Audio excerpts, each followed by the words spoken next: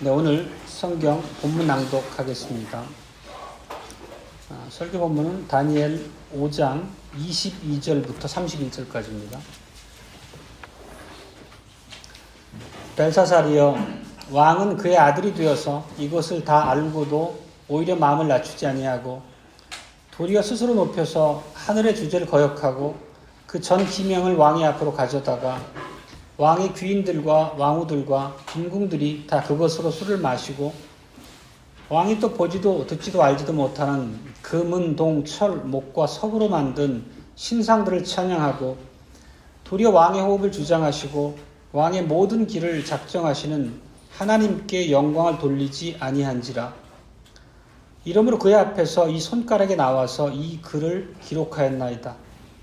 기록한 글자는 이것이니 곧 메네 데겔 우바르시니라.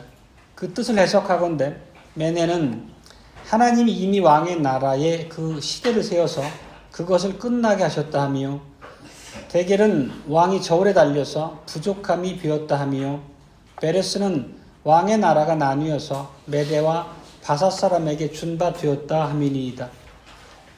이에 벨사살이 명하여 무리로 다니엘에게 자주 옷을 입히게 하며 금사슬로 그의 목에 들이우게 하고 그를 위하여 조서를 내려 나라의 셋째 치리자를 삼으니라. 그날 밤에 갈대아 왕 벨사살이 죽임을 당하였고 메대 사람 다리오가 나라를 얻었는데 때에 다리오는 62세였더라.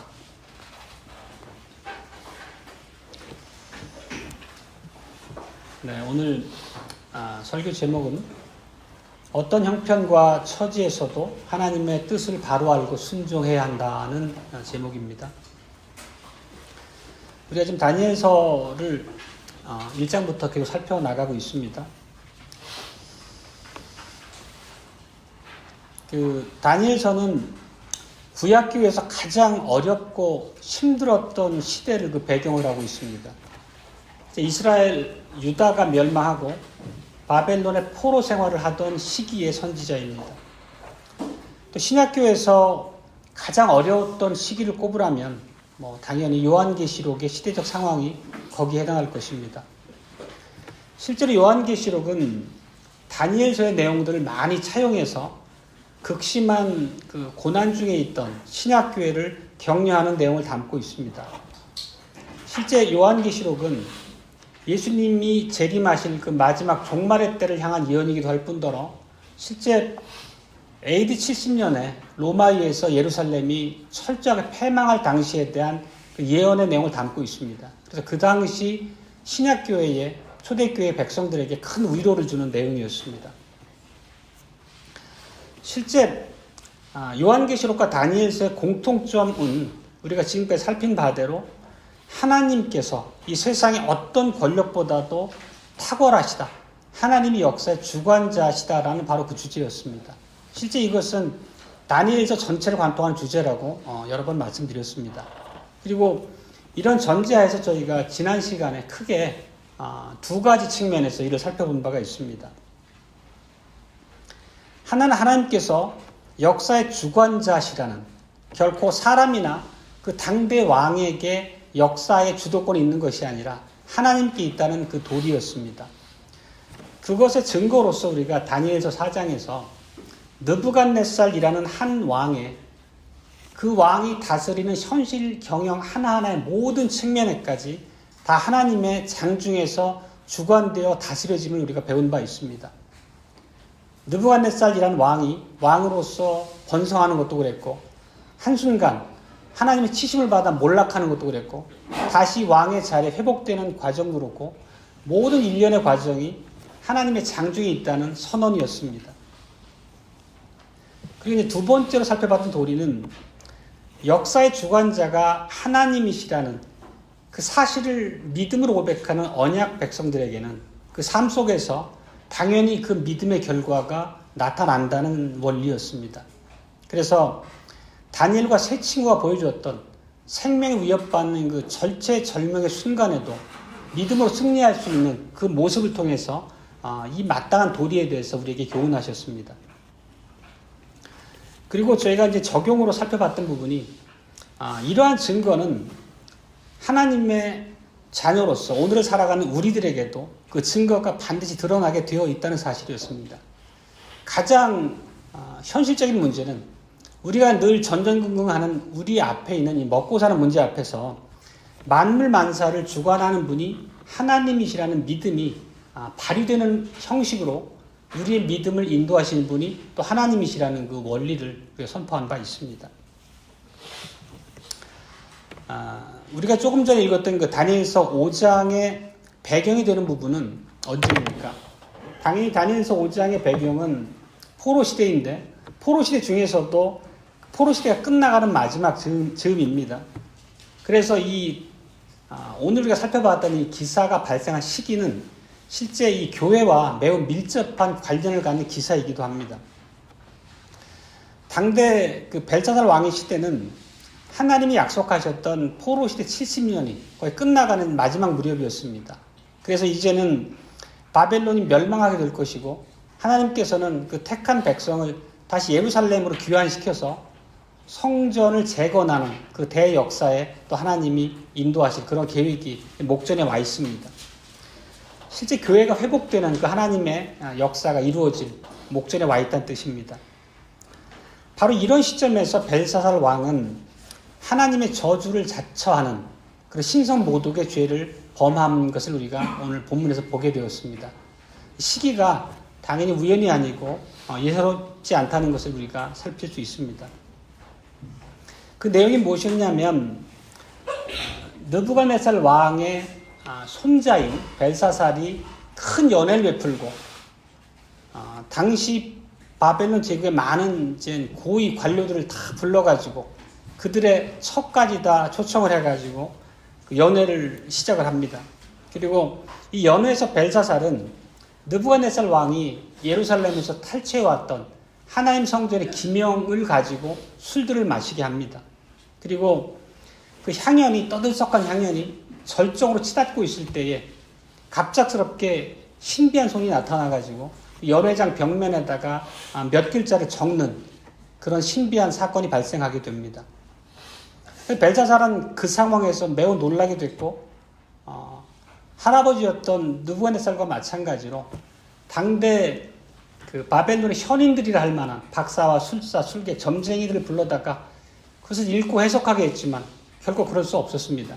결국에는 다니엘이 그 앞에 불려 나왔고 그 글귀를 읽고 해석하는 일이 발생하게 됩니다. 그리고 오늘 본문에서 읽은 바와 같이 다니엘의 그 해석이 소름 끼칠 만큼 정확했다는 것이 바로 입증됩니다. 그것이 바로 오늘 본문의 30절의 얘기입니다. 그날 밤에 갈대아 왕 벨사살이 죽임을 당하였다. 이것은 바로 그날 밤에 메데와 바사 연합군 내에서 바벨론이 패망했다는 얘기입니다. 그렇다면 이 일련의 이런 사건과 이 결말이 그냥 옛날에 있었던 역사의 한 자락으로 우리가 이해되느냐 하는 문제입니다. 결코 그럴 수 없습니다. 하나님께서는 성경 안에 드러내시는 많은 그런 징치의 역사를 통해서 그 모든 하나님의 계시는 언약 백성을 향한다는 원리를 우리가 반복해서 배운 바 있습니다. 하나님께서는 성경에 기록된 이 벨사살 왕을 징치하는 그 역사를 통해서 하나님의 뜻을 언약 백성들의 마음속에 깊이 새기기를 원하시는 것입니다. 그것은 당연히 오늘날을 살아가는 우리들에게도 하나님께서 교훈하시는 생명의 도리로 받아들여져야 합니다. 그래서 오늘 설교 제목은 앞서 말씀드린 것처럼 어떤 형편과 처지에서도 하나님의 뜻을 바로 알고 순종해야 한다는 원리입니다. 이 원리가 과연 우리에게 어떤 의미를 담고 있고 우리가 마땅히 순종해야 할 바가 어떤 건지를 오늘 설교에서 같이 나누고자 합니다. 오늘 설교는 크게 두 가지 주제로 전개합니다. 하나는 벨사살이 잊었던 것이라는 부분이고 또 하나는 박수인가 아니면 아멘인가 라는 주제로 오늘 말씀을 살펴보겠습니다. 첫 번째 주제로 벨사살이 잊었던 것이라는 이 주제를 한번 살피겠습니다. 오늘 우리가 이제 살폈던 그 벨사살 왕의 당대는 우리가 지난 시간까지 살폈던 느부갓네살 왕이 다스리던 시대와는 약 30년 정도의 차이를 두고 있습니다. 바벨론 제국의 보위가 느부갓네살이 죽은 이후에 그 아들 나보니더스에 이어지고 또 그의 아들인 벨사살에게 이어집니다. 그리고 실제 당대에는 나보니더스라고 하는 벨사살의 아비와 벨사살이 같이 왕위에 있는 그런 시대이기도 합니다. 오늘 본문에서 보면은 그 벨사살이 느부갓네살의 아들인 것처럼 단어가 기술되어 있지만 실제로 벨사살은 느부갓네살의 손자입니다.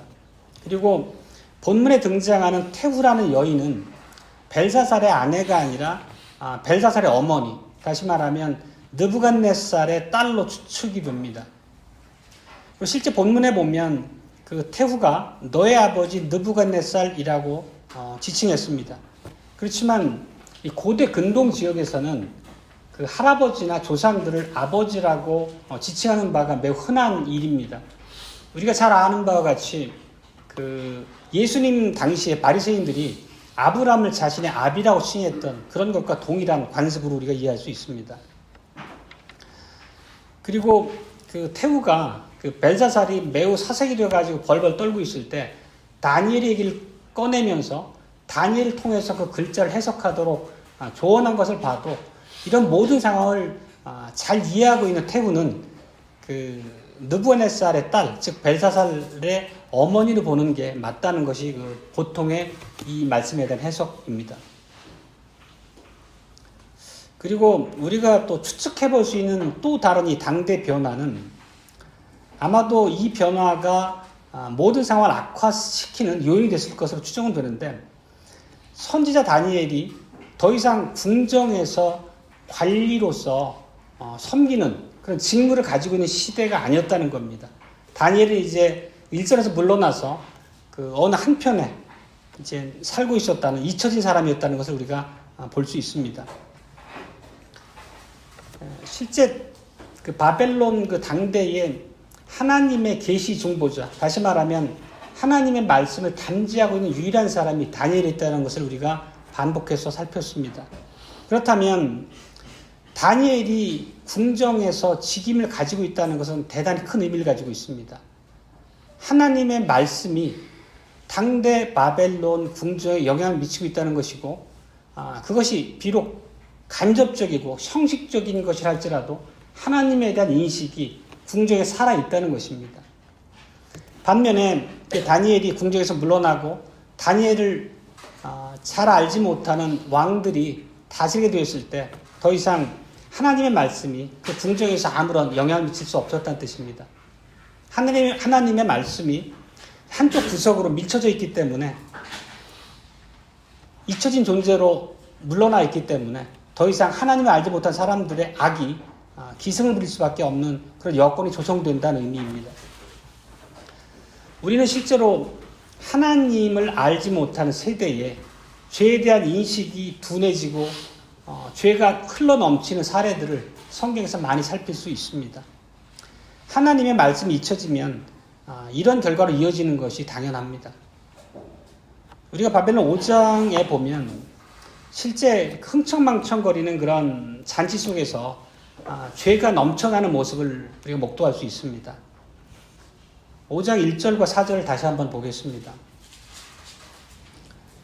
벨사살 왕이 그 귀인 1,000명을 위하여 큰 잔치를 배설하고 그 1,000명 앞에서 벨사살이 술을 마실 때에 명하여 그 부친 느부갓네살이 예루살렘 전에서 취하여 온 금은 기명을 가져오게 하였더니 이는 왕과 귀인들과 왕후들과 빈궁들이 다 그것으로 마시려 함이었더라.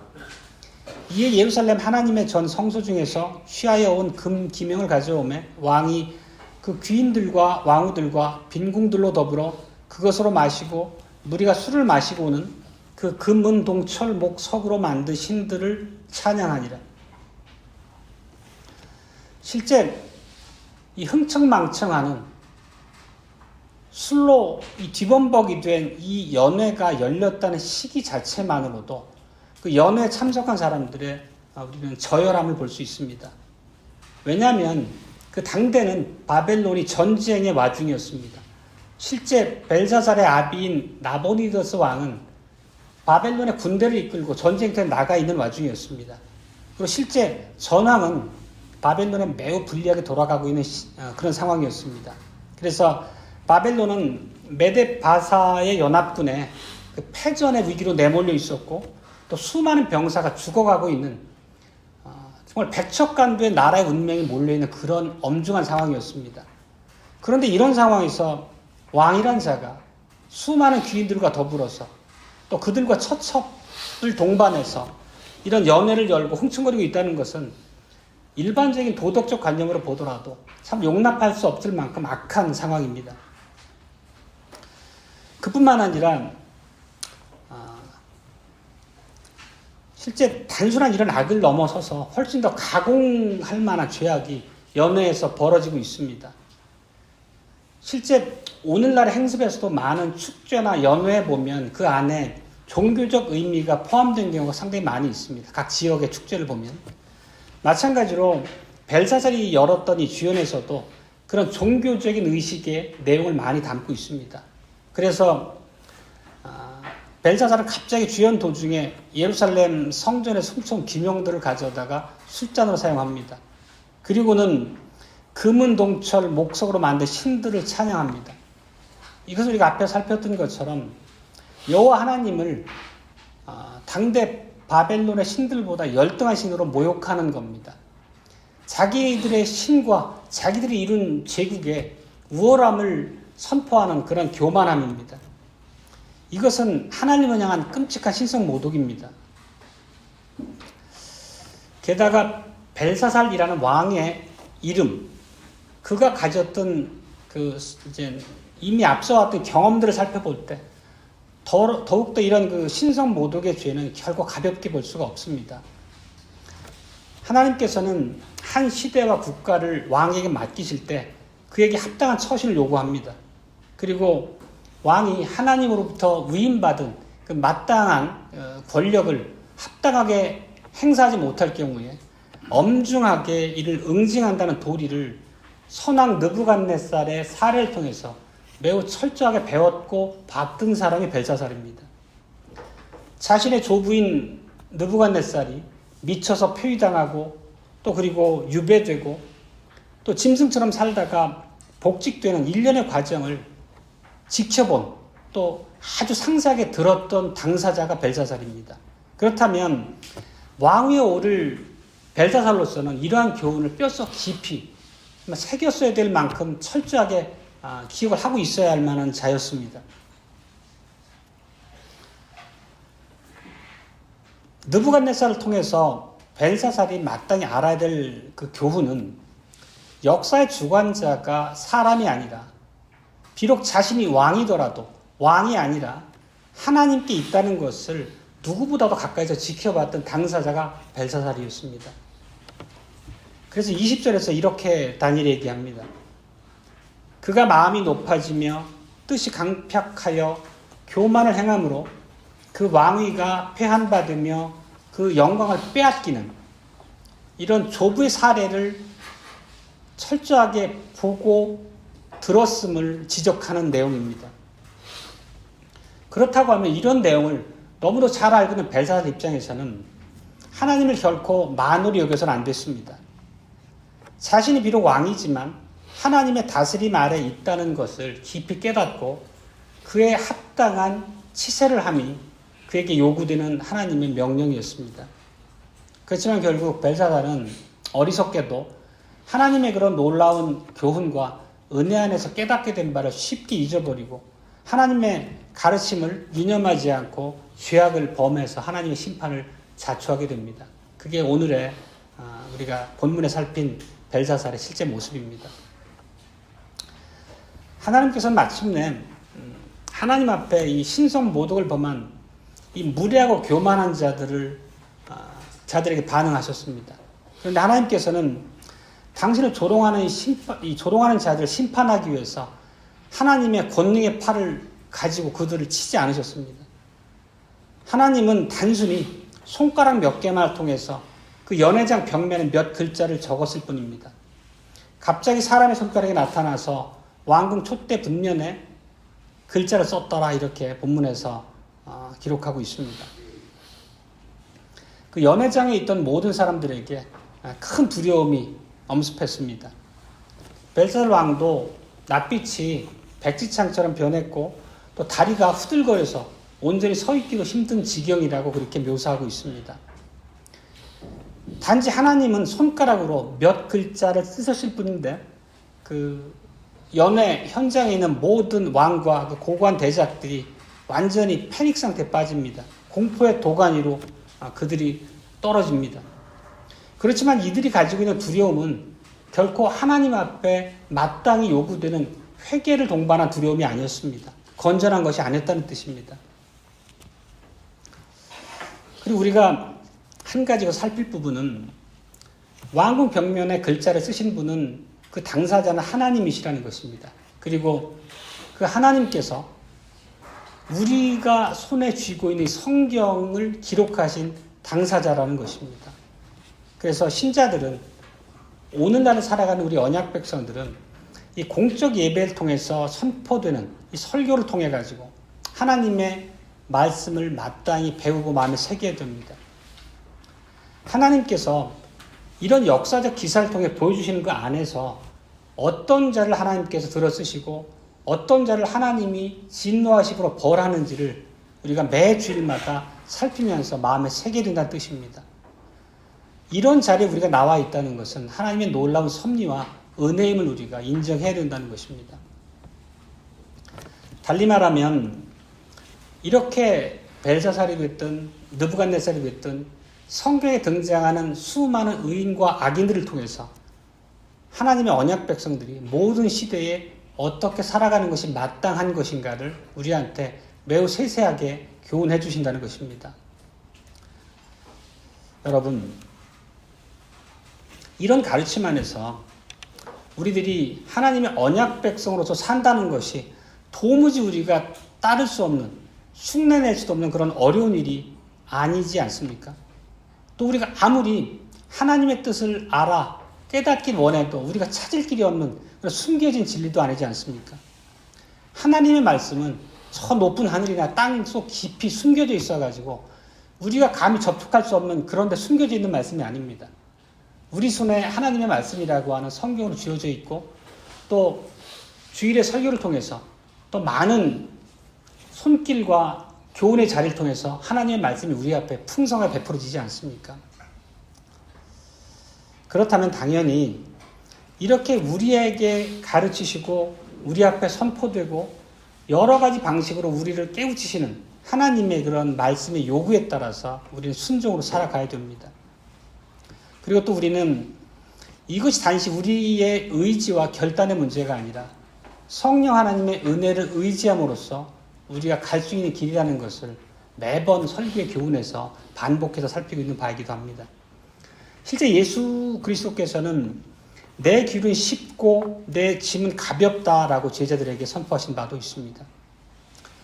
이렇게 하나님께서 우리한테 배울 기회를 주실 때마다 잘 배우는 것은 신자에 마땅한 도리이기도 하지만 축복이기도 하다는 것을 우리가 겸손히 인정해야 됩니다.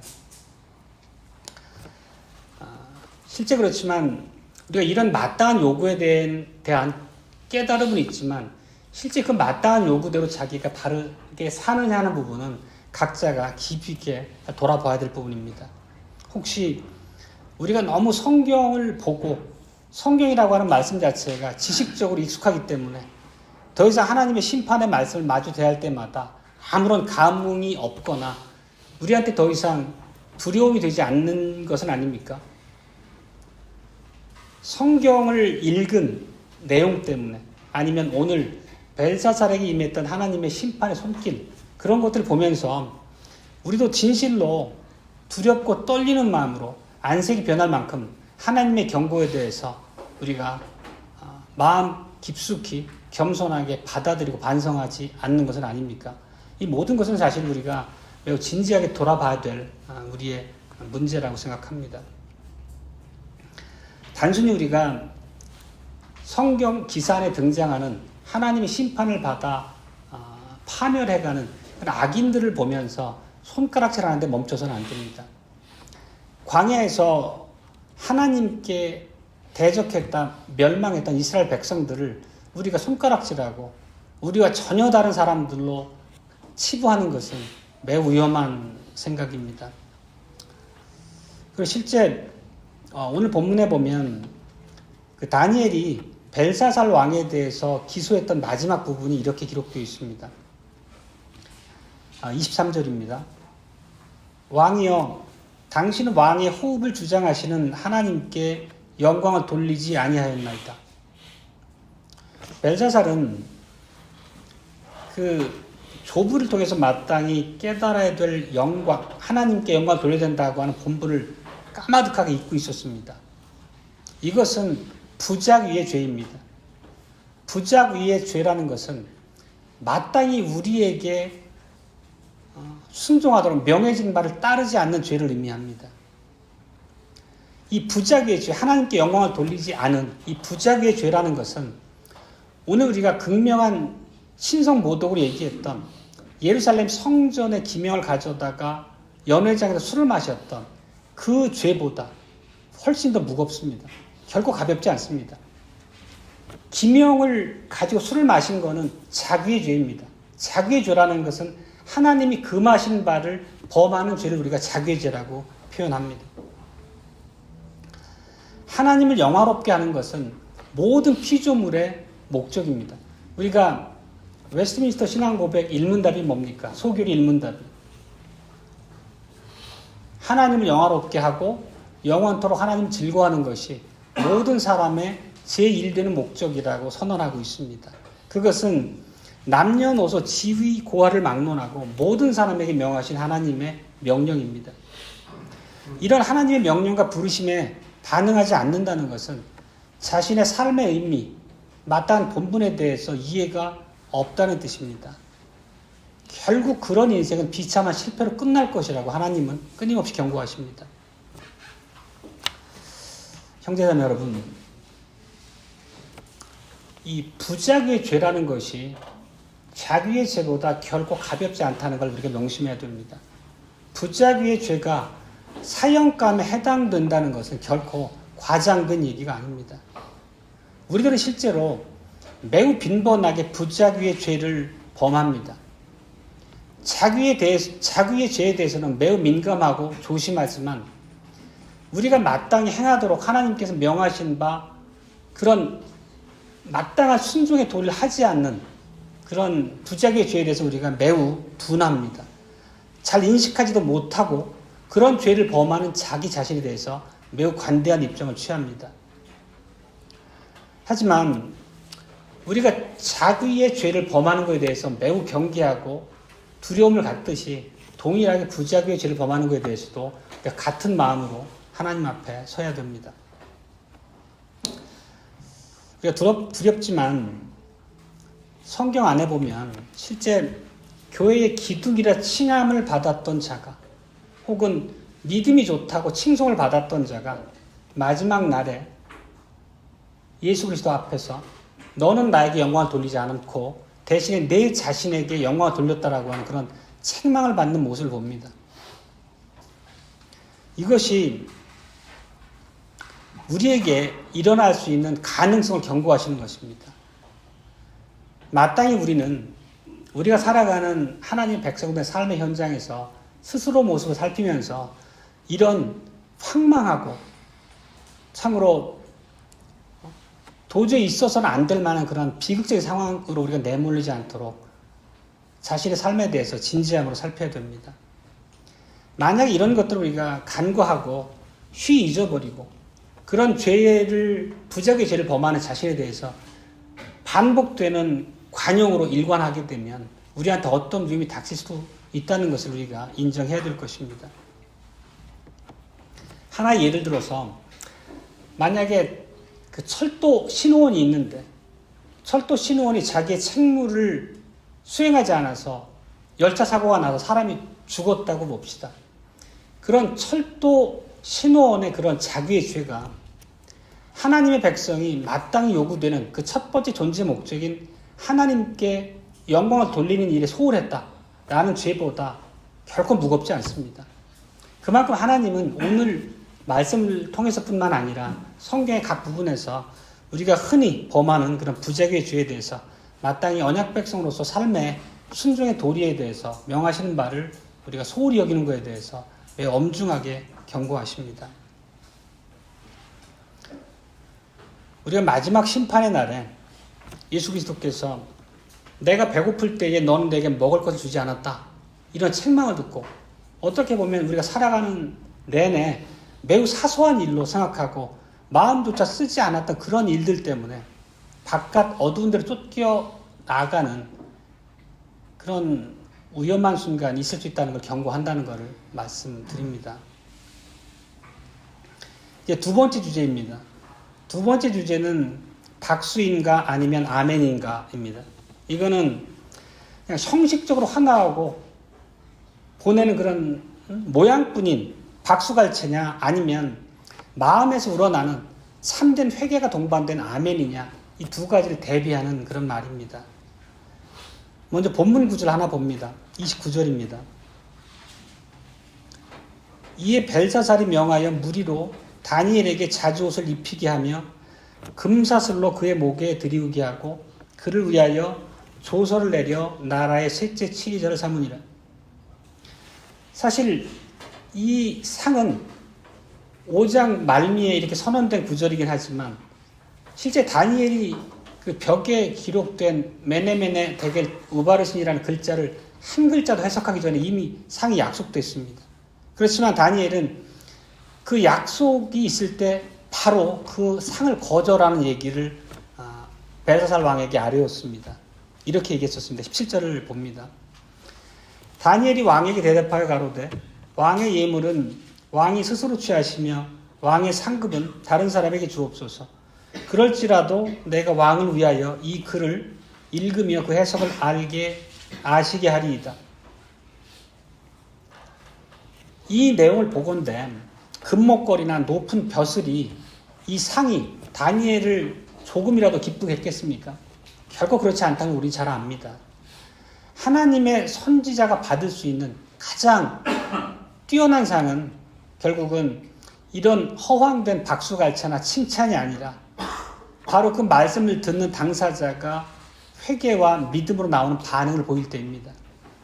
참된 아멘으로 선지자의 경고에 반응하고 회개할 때가 가장 기쁨의 순간이고 실제 그것이 선지자들에게 주어지는 상급이라고 볼 수 있습니다. 우리가 잘 아는 구절 한 구절 봅니다. 순종이 제사보다 낫고 듣는 것이 수양의 기름보다 나으니라. 이 말씀의 뜻이 무엇입니까? 하나님이 진정으로 기뻐하시는 바는 형식상의 순종이나 외면적인 순종이나 형식적인 제사가 아니란 뜻입니다. 실제 그 말씀 앞에 겸손히 순종하는 그 자리에 나오기 바란다는 뜻입니다. 결과적으로 다니엘은 벨사살의 회개라고 하는 실질로 원하는 상을 받지 못했습니다. 오히려 금목걸이의 높은 벼슬이라고 하는 허황된 상을 받았습니다. 그렇지만 벨사살이 다니엘에게 줬던 그 상은 다니엘을 기쁘게 한 것이 아니라 오히려 다니엘을 모독한 것입니다. 하나님의 말씀을 받아 선포한 다니엘을 모독했을 뿐만 아니라 하나님에 대한 참으로 악독한 모독이라고 볼 수밖에 없습니다. 하나님의 그런 말씀과 훈계에 대해서 발로 걷어찼다는 뜻이기 때문입니다. 완고한 마음으로 걷어찼다는 뜻입니다. 결국 오늘 본문에 보면 벨사살은 애통하는 마음으로 참된 아멘을 하지 않고 기만적인 박수갈채를 보냈고 상급을 주는 그런 모독의 죄, 불신앙의 반응을 보였기 때문에 마침내 그는 멸망의 자리로 떨어집니다. 그것이 오늘 나왔던 말입니다. 메네메네 데겔 우바르신. 메네메네 데겔 우바르신에 대해서 다니엘이 어떻게 해석했습니까? 하나님께서 벨사살을 아무리 계산해보고 또 저울에 달아 올려봐서 재어봐도 너무나 함량 미달이라 더 이상 바벨론을 존속시킬 수 없다는 선언이었습니다. 결국 그날 저녁에 바벨론은 메대와 바사 연합군에 의해서 철저하게 파멸됩니다. 그리고 벨사살도 죽임을 당합니다. 근데 벨사살이 이 다니엘에게 상을 주었다는 것은 결국은 이런 이 상을 준다는 태도와 반응에서 우리가 뭘 느낄 수 있습니까? 하나님께서 다니엘을 통해서 알게 해주신 그 가공할 메시지가 전혀 벨사살을 납득시키지 못했다는 것입니다. 오히려 그는 그 말을 믿지 않았고 완고한 불신으로 일관합니다. 혹자는 다니엘에게 이 상급을 준 것이 다니엘의 하나님께 은총을 구하는 벨사살 행위였다고 말하지만 그것은 맥락상 좀 잘못된 해석으로 이해됩니다. 그렇지만 우리의 상식적인 생각으로 보면 나에 대해서 멸망을 예언하고 나에 대해서 경고를 날리는 하찮은 신한 사람의 이런 경고 앞에서 마땅히 그 사람을 죽이거나 감옥에 가두거나 벌로 형벌로 징치할 수 있었지만 오히려 상을 벨사살이 다니엘에게 주었던 이유는 무엇입니까? 결국 그것은 언약 백성을 보호하신 하나님의 보존하신 손길이 작용했다고 우리가 인정하는 것이 옳을 것입니다. 물론 다니엘이라는 사람이 그 느부갓네살 당대에 워낙 뛰어난 인물로서 많은 사람들에게 알려진 유명한 또 많은 사람들에게 이제 귀감이 될 만한 인격자였기 때문에 그에 대한 존경이 작용했을 수도 있고 그렇지만 근본적으로는 하나님께서 언약 백성을 보존하신 은혜 안에서 다니엘이 죽임을 당하지 않았다고 보는 것이 옳을 것입니다. 어쨌든 결과적으로 그 연회에 참석한 모든 사람들에 의해서 설교자가 선포한 이 말씀에 대한 해석의 메시지는 철저하게 무시되었습니다. 박수갈채를 보내고 상은 주었지만 마음 깊이 우러나는 아멘은 전혀 없었습니다. 결국 이런 어리석음 때문에 이런 완고한 불신앙 때문에 그날 밤에 벨사살은 죽임을 당했고 바벨론은 멸망을 받았습니다. 우리가 아는 이와 대비되는 장면이 하나 있습니다. 무엇일까요? 실제 요나가 니느웨에 가서 하나님의 심판을 경고하고 회개를 촉구했을 때 니느웨의 모든 백성들은 깊은 통회하는 마음으로 회개 자리에 나옵니다. 그래서 하나님의 심판이 유예됐던 또 다른 사례를 우리가 잘 알고 있습니다. 그 두 사례를 대비시켜 보므로 하나님의 경고 앞에 우리가 어떻게 반응해야 되는지 잘 분별할 수 있을 것입니다. 이 벨사살 왕과 같은 이런 처신들, 하나님의 말씀 앞에 완고한 심령으로 돌아서지 않는 자들, 이런 자들은 오늘날에도 우리가 흔히 주변에서 찾아볼 수 있습니다. 결코 오늘날은 없는 한때 이 벨사살 왕에게만 나타났던 그런 불신앙이 아니라는 것을 우리가 깊이 생각해 봐야 됩니다. 오늘날 우리들도 언약 백성이라는 우리들도 성찬에 참여하면서 스스로 심판을 먹고 마시는 그런 경고에 대해서는 두려운 마음으로 조심합니다. 그렇지만 우리가 듣는 설교의 말씀이 설교를 통해서 선포되는 메시지가 우리한테 동일한 결과를 낼 수 있다는 사실에 대해서는 매우 우리가 불명확한 태도를 가질 때가 많습니다. 그냥 쉬 잊어버릴 때가 많다는 뜻입니다. 그렇지만 예배 설교를 통해서 선포된 하나님 말씀도 동일한 결과를 이끌어낸다는 것을 우리가 깊이 유념해야 합니다. 이 얘기는 우리가 예배 자리로 나올 때와 설교를 듣고 하나님 훈계를 듣고 돌아가는 그 자리와 동일할 수 없다는 것입니다. 똑같은 마음의 상태로 교회를 떠나게 하지 않는다는 것입니다. 말씀을 듣고 우리가 회개하든지 아니면 말씀 듣고도 금방 잊어버리고 강팍한 마음으로 일관하든지 그 둘 중에 하나가 나타나다는 뜻입니다. 단지 설교를 통해서 선포되는 하나님께서 설교 형식으로 말씀하시는 그 내용을 듣고 우리가 단순히 그것을 지식이나 정보로만 받아들인다면 결국 우리의 심령은 점점 더 강팍해질 것입니다. 메시지를 듣고 경청하고 그 말 앞에 겸손하게 우리가 무릎 꿇기보다 자신의 주관적인 생각으로 그 모든 것을 그냥 농단하면서 자기 마음대로 산다는 그 입장을 일관되게 유지하면 그건 매우 우리한테 위험한 경고가 되는 것입니다. 혹시 설교를 듣고 그 메시지 자체에 관심을 기울이기보다 메시지를 전하는 사람에게 초점을 맞추지는 않습니까? 설교자 스타일이 이렇고 그 메시지의 내용 자체가 어떻고 실제 그 메시지를 통해서 우리가 마땅히 깨닫고 깊이 살펴야 될 그런 핵심적인 본질에 치중하지 않고 주변적이고 지역적인 문제에 매달려서 오히려 어리석은 시간을 보내고 계시진 않습니까? 우리가 깊이 한번 살펴봐야 될 부분이기도 합니다. 그러면 오늘 이제 말씀 마치겠습니다. 이 벨사살의 예를 통해서 하나님께서 우리에게 어떤 말씀, 어떤 교훈을 하고 계신 것입니까? 벨사살은 메네메네 데겔 우바르신이라는 하나님의 경고의 말씀 앞에 겸손히 무릎 꿇고 회개자로 나오지 않았습니다. 똑같이 이것은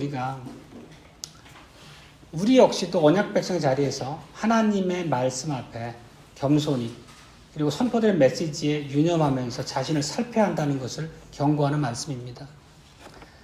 우리가 야고보서 살펴보더라도 우리의 삶 속에서 아무런 열매 맺지 못하는 형식적인 신앙에 머물 때 그것이 어떤 의미가 있는지를 매우 상세하게 우리한테 경고하고 훈계한 바가 있습니다.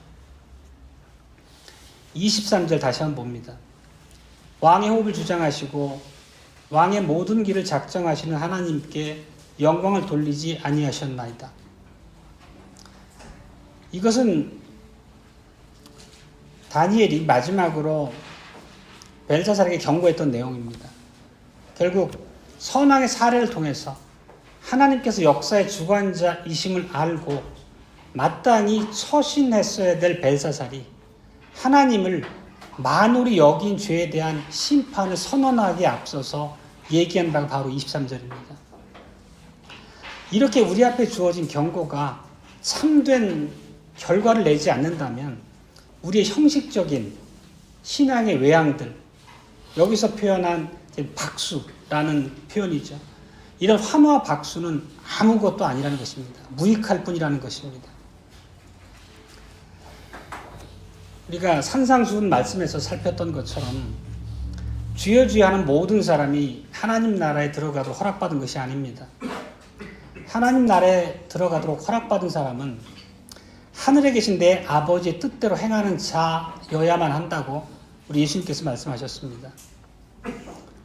그날 밤에 갈대아 왕 벨사살이 죽임을 당하였더라.